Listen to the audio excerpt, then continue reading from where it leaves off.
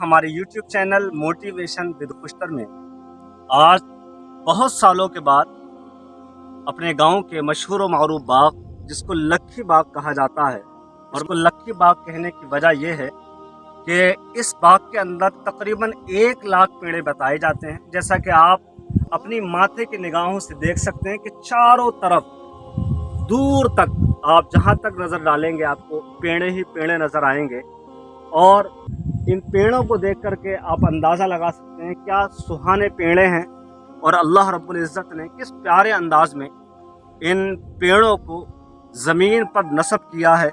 और इन सारी चीज़ों को, यहाँ के दरख्तों को, यहाँ के पौधों को देख करके अल्लाह रब्बुल इज़्ज़त की शान का पता लगता है। और शायद ने भी इसी बात को बयान करने के लिए एक कलाम लिखा और कहा, वही तो है जो निज़ाम हस्ती चला रहा है, वही तो है जो निज़ाम हस्ती चला रहा है, वही खुदा है, वही खुदा है, वही खुदा है। बेशक। यानी कि दुनिया का जो निज़ाम है कि दरख्तों को ज़मीन पर किस तरह से नस्ब होना है, उनसे किस तरह से फल निकलने हैं। आप देखें, आम को देखें या आप नारियल के पेड़ को देख लें, या नारियल को देख लें कि नारियल चूँकि चारों तरफ से बंद होता है, उसके बावजूद उसके अंदर पानी होता है, वहाँ तक पानी को पहुँचाना किसका काम है?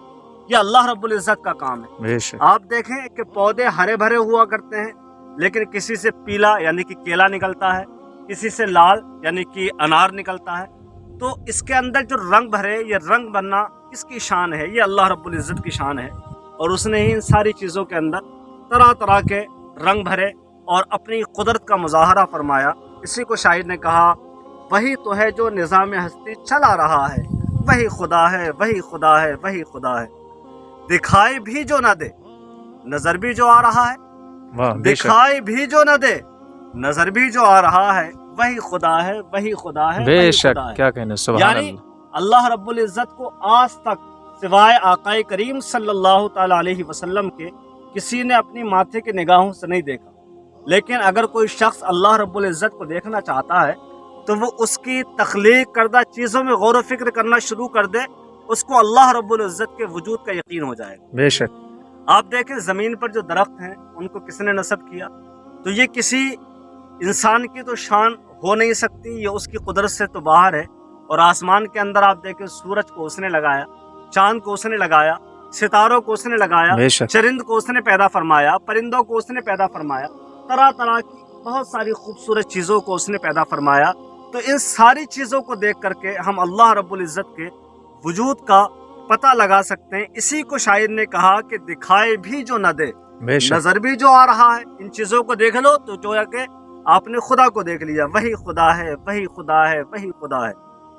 वही है मशरिक और वही है मगरिब, सफर करें सब उसी की जानिब। यानी कि मशरिक में जाएं तब भी वो है, मगरिब में जाएं तब भी वो है।